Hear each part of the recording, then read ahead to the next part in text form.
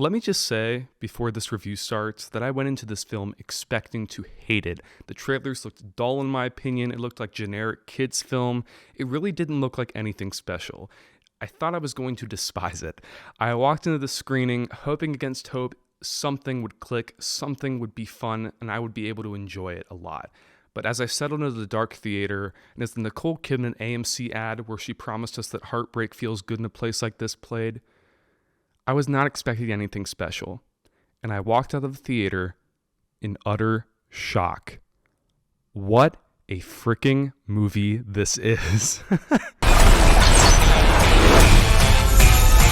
Fear me if you dare.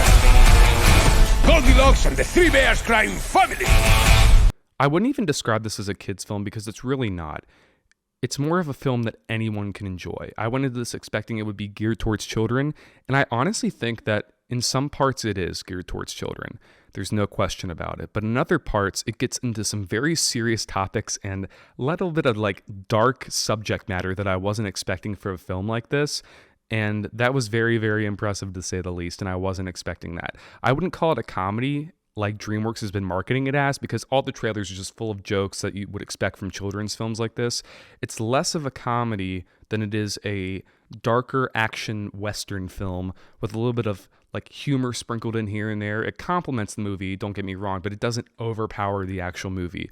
It's a lot more of like a action-focused, thrilling, like roller coaster ride of a film than it is just a generic comedy. Let's talk about the visual effects for a moment because, oh my gosh, Dreamworks has done it again. The animation style is a little bit reminiscent of Into the Spider-Verse, where they mix the 2D and 3D animation styles together and kind of blend it into the stylized mix of the two, and it just works here, let me tell you. The animation is absolutely insane. So many vibrant colors, beautiful brushstrokes, and you can really tell a lot of passion went into creating this film. The frame rate changes throughout in different scenes are absolutely incredible. During the action scenes, notably, they slowed the frame rates down to make it more dramatic and over stylized, and it just works. It really highlights different elements of each scene, and it really enthralls you deeper into the world. There is some innovative and experimental cinematography, and it is insane. It produces some kinetic and energetic shots that are honestly some of the best I've ever seen in either an animated film or a live action film. It is absolutely breathtaking. I felt that the runtime might seem on the shorter side to some people. It's only an hour and 47 minutes after all, but there's so much accomplished in that runtime that it really just,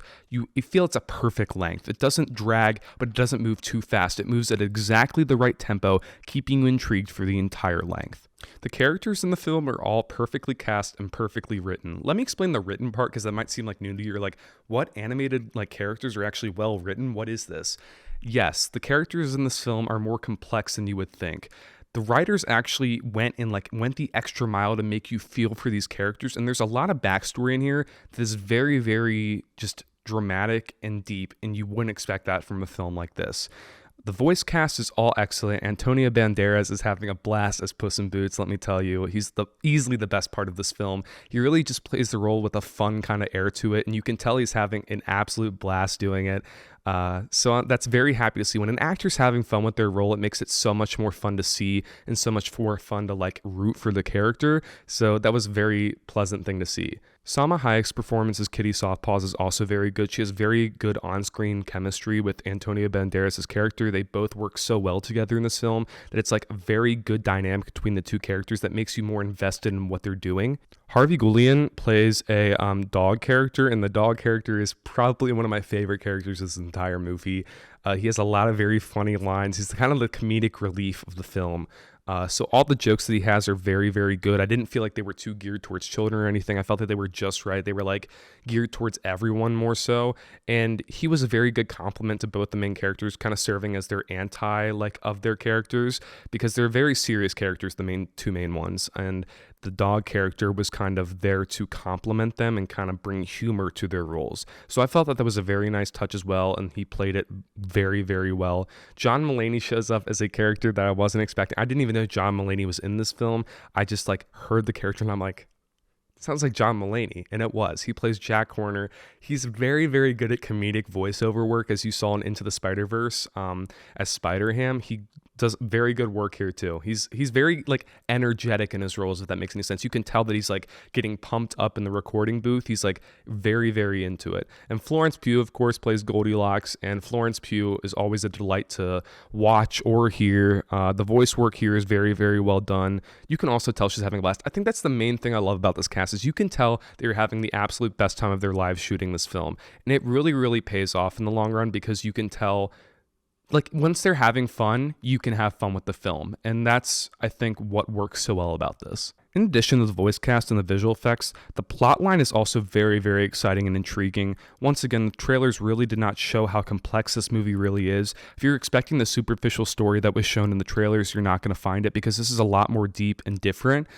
It goes the extra mile, and it really, really pays off. This is probably one of the most fun experiences I've had watching a movie, period. It really kept me invested. I went with like a bunch of my friends, and we all had a blast watching it. We were literally sitting there on the edge of our seats, mouths hanging open in shock at what we were witnessing before us. I also loved, as a cinephile, the references to Sergio Leone films like The Good, the Bad, and the Ugly, and A Fistful of Dollars. That was a very nice touch. There was a very fun references throughout, so that was great. And what I love about this film is that it doesn't play it safe. And what I mean by that is that there's a real sense of danger for these characters, and that's perfectly accentuated in the main villain of the film. The main villain of the film is the Big Bad Wolf, and he is one of the most chilling on-screen villains I've probably ever seen. You wouldn't be expecting that from a children's film such as this. You might expect, like, it's a kid's film. Can't be that scary. You'd be wrong. He is literally mesmerizingly scary every single time he appears on screen. You get a very good sense of isolation, dread, and tension. And there's a very real sense of danger for these characters whenever he's on screen. Like, you might expect, oh, they like feel like they're safe, right? No, you as an audience do not feel safe for these characters because every single time he's on screen, there is a real and present threat. And they actually convey that threat in the film. I can't go into it because spoilers, and I need you guys to experience it for like no knowledge whatsoever. But the way they convey that, even the audience is like, oh my gosh, like, oh, this is like bad news. This is bad news. No spoilers, trying not to get into spoilers, but there is a haunting whistling sound that happens every single time the character's on screen. That is literally the scariest thing I've ever heard in my life. It's like mesmerizingly haunting. The final act is also very, very incredible. It ends at a very high note. The last 30 minutes are, in my opinion, cinematic perfection. It takes everything that's been building up to in that moment and combines it together into a satisfying conclusion and final duel. The final duel literally had my mouth hanging open in shock, as I mentioned before. It literally was so much fun, so adrenaline pumpingly like exciting that you couldn't help but be intrigued in what was happening. It was just so much fun. In conclusion, I cannot recommend you see this film enough when it releases in December. It is without a doubt one of my favorite animated movies of all time, and quite possibly one of my favorite action movies of all time. I'm being dead serious when I say that. And it's without a doubt one of the best films of the year. If this film does not get nominated for Best Animated Feature at the Oscars this year, I don't know what will. And I really, really do hope it wins because I think it's better than many of the offerings that have been currently in the running this year. Anyways, that's my review of Puss in Boots: The Last Wish. I would give Puss in Boots: The Last Wish a 100. Thank you guys so much for watching. If you're new here, please click the subscribe button so you can see new reviews such as this one. Leave comments down below with what movies you would love to see on this channel. And as always, this is Mitchell signing off. Peace out.